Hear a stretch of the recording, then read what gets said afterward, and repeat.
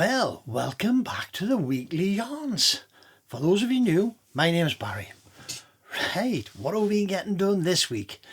Regular visitors to the channel will have seen that we've took or started to take to pieces the right hand side final drive. We managed to get the bull gear and its related internals removed from the casting. We didn't get it totally dismantled because of a rusted in circlip. However, we'll go over that a little bit later on, right? Let's start with some couple of bits of good news. First piece of good news, Rob Evans sent us some pictures. I'll put some up in the community tab this time. He managed to get his steering wheel off without damaging it. Rob did explain to us his whole intentions of keeping that steering wheel original. Yeah, he could have ripped it to bits, he could have took it off, he could have cut it off. He wanted to keep it original because, as he said in his words, every single person who has driven that tractor has touched that steering wheel. And you think about that and you think, yeah, there's an awful lot of history in that steering wheel, isn't it? And he's right. From the people who manufactured it in the factory to the last person there today, which is Rob, every single person that had anything to do with that tractor touched that steering wheel. So I can see why he wanted to keep it, but I'll pop some pictures into the community area. He got it to release by making a puller that goes on the top and hooks around the three legs. But, and I think it was Aldi, he bought an electric paint stripper from Aldi, and it must be an oscillating type. And he said he popped the puller on, tensioned it all up as much as he dare, and it still wouldn't go. He got this paint stripper out, which I say must be oscillating, must have like a harmonic vibration to it. He says you just touched the steering column with the tip of the blade, and it must have been with a harmonic vibration, popped everything loose and came off. I have seen the same thing done with air hammers, and Snap-on's got one out, although it is very expensive. But it's a similar type of thing. It sets up this constant vibration that either ovals the shaft or ovals the holes and causes it to release. You know, when you get stubborn ball joints and you hit it simultaneously from opposite sides with hammers, and how that gets your ball joint to release is because when you hit it, it in a millisecond it ovals the hole and allows it to contract, and the fact that it's ovaled breaks it open on the front surface of the hole and the back surface of the hole, opposite where you've hit it with the hammers. And then when it releases, that springs around the centre, around the hole, and the collar releases. So it must be similar to that with, as I say, with this harmonic vibration, and it works a treat. So next time you're in Aldi, you see one of these, I'll put the picture up here that Rob sent us. Pick yourself up one of these little paint scrapers. You never know. As Rob says, he used to buy stuff like this, tools from Aldi. Sometimes you'd have a job for it. Sometimes it would sit on the shelf for ages. And then just one day, you never know, it might just save you a lot of grief. So, second piece of good news. I got a message the other day from Lance Maskell, Bundy Bear Shed. Guess what he's been buying? Alright, been getting himself a Davy Brown, and he's blaming Shane and me. He says he's seen us playing with our tractors on YouTube, and he decided that he was going to have himself a one as well, because we were having so much fun and he was missing out. He was going to have himself a one, so he's bought himself an 880. He did. If you go and have a look at his latest kangaroo stew, part 1, he tells you about he's bought it. Part 2 of that kangaroo stew, it gives you a walk around on it and his porch, his donut tractor, which is another 880, I believe. Go and have a look at it. I'm looking forward to Lance getting the videos done, because his first video is going to be, he tells you in his stews he's got a frozen hydraulic valve chest on it, and he knows that because he's done a quick diagnosis and he knows it's the valve chest. But he's going to do a video on doing that diagnosis and telling us how he arrived at that point that the valve chest was stuck. But I'm looking forward to it. Shane's looking forward to it. I think it's going to be really good that Davy Brown's get some professional guidance and professional advice from people like Lance. Can only be good for the Davy Brown tractors, can't it, eh? Great, Lance, thanks very much. So Shane, path of discovery. He's made himself a valve chest setting tool gauge. If you pop along to his video, have a look at how he's done it. He gives you loads of measurements. I have heard through David Monkhouse that the genuine Davy Brown tool, setting tool, they sometimes pop up on eBay, and the last one that David saw was sold for £350. Now, I made myself a one in a video not so long ago. I'll put a link up here to it. Shane's made himself a one. They're not difficult, they're finicky, and you've got to get the measurements right, and that's where the time comes in. The time is not manufacturing it, cutting it out and forming it. The time is getting your measurements in place and getting your holes right. That's where the technicality comes into it. So, as I say, pop along, see Shane's video. If you're in need of a setting gauge, have a go and make one. They're not difficult. They're just fiddly. That's all. Just fiddly. And if, like me and Shane, that you are only setting possibly 1 or 2 valve chests up, it's not worth 350 quid for a tool. That's for sure. Pop along, have a look at Shane's video, go back, have a look at this video from me, and have a go at making yourselves one.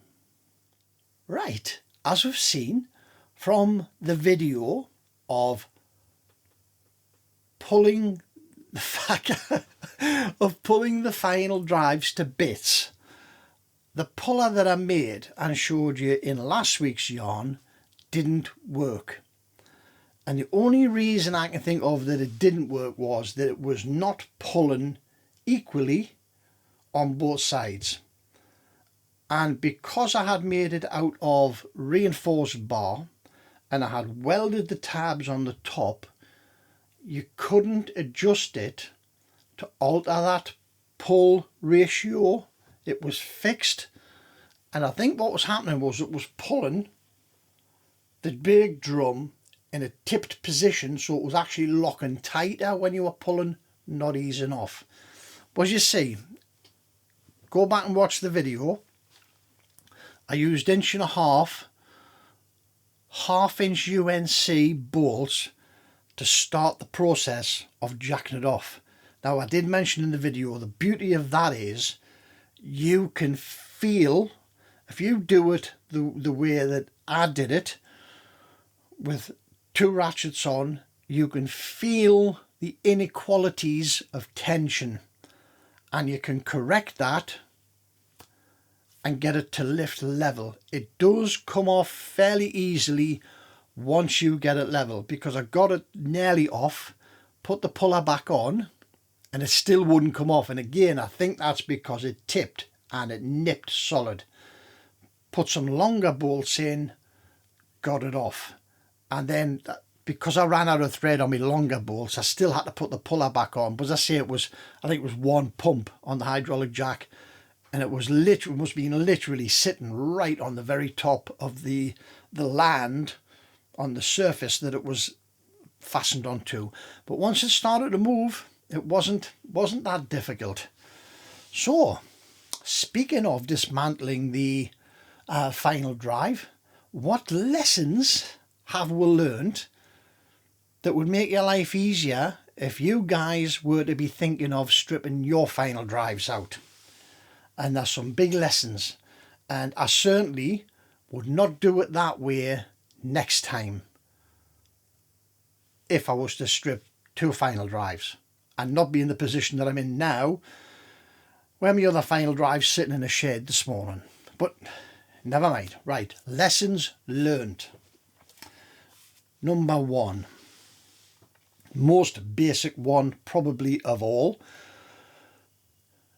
If you're going to do a restoration on your tractor, and it's going to be, like mine, a full nut and bolt job,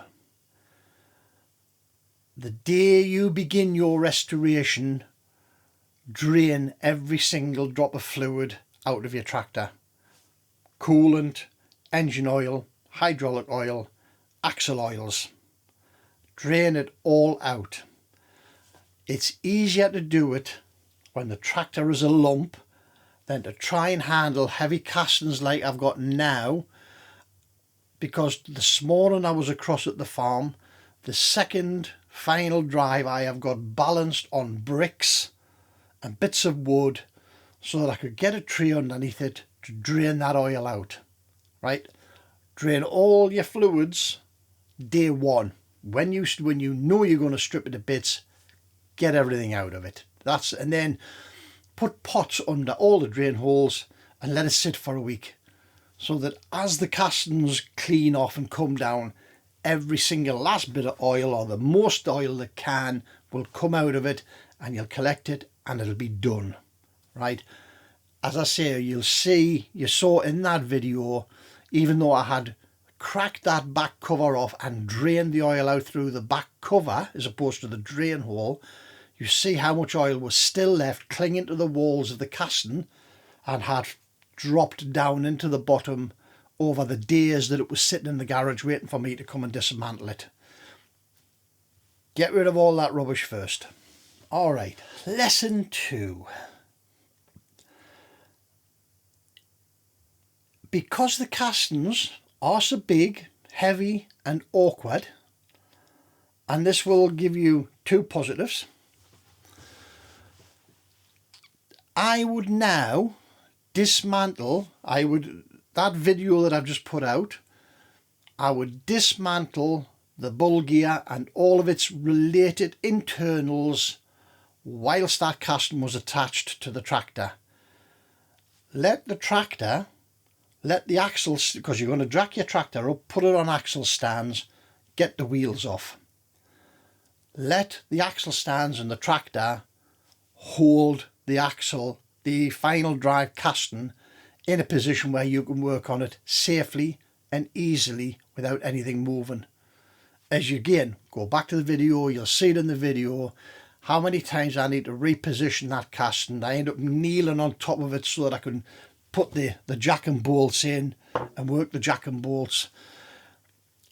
The only thing you won't be able to get done is the input shaft, the brake drum off, but they can be done with the casting a lot lighter on the floor afterwards. It doesn't have to be done in that sequence. It could be done in the reverse sequence that I did it in. Right? So, as I say, you dismantle all your bull gear internals, pull the drive shaft out, get the casting emptied, get in with a couple of cloths, clean out any dirt that's in there, any residue of oil that's in there. Release the circlip that I have got that's frozen. Get in there again. The tractor's got a hold of this. When you start hitting it with hammers, and as we're going to have to do with this when we need to get that out, because we've got to make a tool that's going to go in between the casting and the back of the circlip and come around and peel that circlip out. It is well rotted in. It probably will snap, but you're far better off having the bulk of the tractor hanging on to that casting as you trying to hang onto it with your knees while you're trying to hammer on the floor outside or on a workbench. Because again, don't forget, even if you put this on a workbench, you've got to be able to lift it up there in the first place. If it's on the tractor, it's going to be about knee height. If it's sitting on axle stands, Get yourself a little stool, sit beside it, chip it away at it. Lesson number 2, dismantle it while it's on the tractor as much as you can. Lesson number 3, extraction bolts.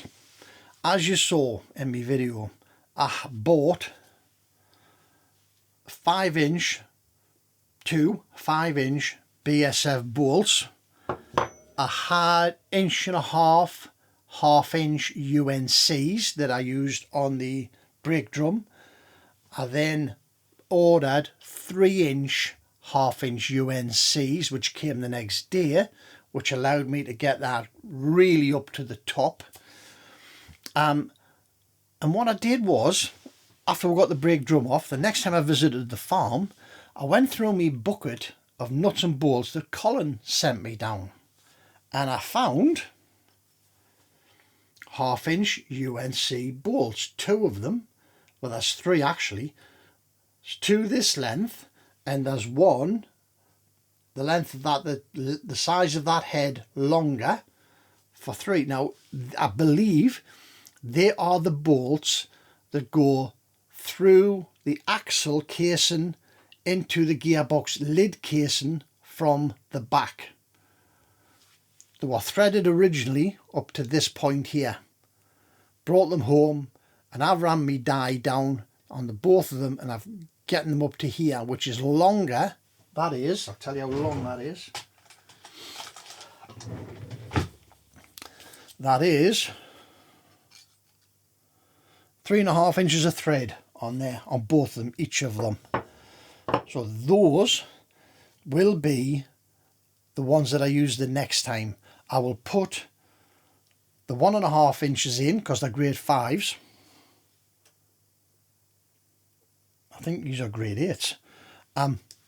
So the 1.5 inches is grade 5. So I'll pop them in, tighten them down like I did the last one. If it moves, we'll replace them with these. If it doesn't move, then we'll put another barbecue in and light it till it does pop. Then we'll replace them with these, and we'll jack that brake drum out of there. Whilst we're on bolts, all your jacking out bolts, and I didn't do this with me BSF ones, these are the ones that pulled out the drive shaft, the final drive shaft. You can see I've ground the last 2 threads off the UNC bolts and the BSF bolts. The reason being, when I jacked out that final drive shaft with these, didn't happen with them, but it did, and I'm putting that on as a cautionary. When I jacked out that final drive shaft with those, the last thread did flare. Just a little bit, enough so that you couldn't unscrew that by hand. And I wasn't going to force it out with a socket, so I just popped it back through, filed the radius onto there till I could get it out. Now I've had both of those on a grinder, and I've took the 2 threads off the end, so that if there's any rounding over, you're still just going to be able to unscrew those by hand and get them out the way. Alright, lesson 4. Your packing pieces.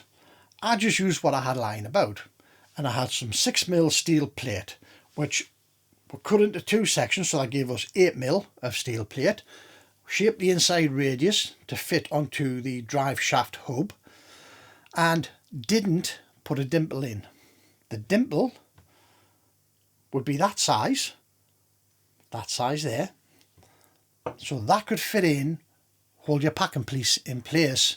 Because again, watch the video, while I'm tightening that up, you can physically see the hub rotating, and obviously it's because you're screwing that in and it's trying to crawl around on the packing piece. If you had a dimple in the packing piece the size of that end, that wouldn't happen. Everything would sit still, everything would go into position and stay in position.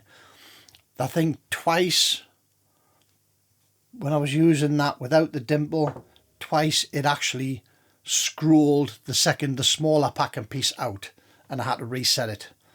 So ideally, if you have a big bit of scrap sitting about 12, 13, 14mm or so, and make that out of one, then that wouldn't happen anyway. That dimple does two positives. Stops the end of the thread flaring and jamming, but it also keeps your pack and piece, your thrust pad in place while you're jacking out. Once it starts to move, it's not a problem. It's just the initial breaking the friction between the bearings and that shaft. But as I say, once it starts to slide, it's relatively easily getting that out. Right, so that concludes our lessons for today. As I say, that's what I love about this tractor. It's just, even though I've had a lifetime of engineering, you just learn new things every single day. And things that look so simple and straightforward very rarely are. Things that look extremely complex and difficult very rarely are. Like I say, don't overthink it. It's just nuts and bolts. I was initially dreading, I must admit, I was dreading pulling those final drives to bits. You read in the book about the seals, the seal carriers, the O-rings, the shims, and you think there's a lot of things in there that can get damaged. There's a lot of expensive things in there that could end up costing a lot of money to put the final drive back together and get it working effectively. But when you start and take it to bits, you begin to realise that it is just nuts and bolts. And so long as you take your time, it will come to pieces successfully and it will go back together. And obviously there has to be consumables. The seals have got to be put in. Okay, we need to wash and inspect the bearings. I'm not thinking that those bearings will need to be changed like the bearings in the diff. Everything on those final drives was moving nice and freely, nice and smoothly. There was no crunching, there is no grating or grinding as you're rotating the hubs. But they'll all get an inspection and we'll all have a look at them and see what we think. Right, just as a final note, this is for David Monkhouse. David, do you know my lovely bright red air filter? Well, I've getting it rubbed down this week. And we had a few days where weather was a bit dodgy. And I thought, you know what, I'm going to get in that garage. We're going to put the fuel sender back into the tank, which we have gotten done. And then that air filter was sitting staring at us off the bench. And I thought, right, half an hour, 40 minutes for that and a bit of Scotch pad. We're going to give that a scrub down, get it ready for painting, so that should we get some reasonable weather in the next few days, weeks, months, it's ready to go. I haven't got to think about rubbing it down on the day and getting it all organised. The weather hopefully is improving. The temperatures are coming up, which is a good thing. The weather hopefully is improving. As I say, I've got the PTO, gearbox lid, that air filter, I'm trying to think what else, there's loads of the rock shaft. Yeah, the rock shaft's got to get done, hasn't it? And I'm in two minds whether to pull the selector valve, the selector chest back off, the selector casting, and paint that, or whether leave it on, because the tractor is going to get painted again once it's finished. And the reason behind that is, as everybody knows who has done any form of restoration on tractors, you cannot paint it in its component level, put it back together without dings, scratches and nicks. And the more I put back into that tractor, the more dings, scratches, nicks and little bits of surface rust we're getting.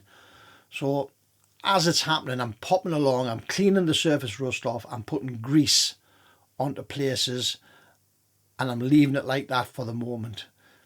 When the tractor is, when the castings are all back together and it's done, except for the tin work and the wiring, it will get another coat of paint straight over the top of everything. So the bolt heads, all the threads, everything, the bare mating faces that don't cover up. Like for instance, there is a face between the tombstone and the engine block.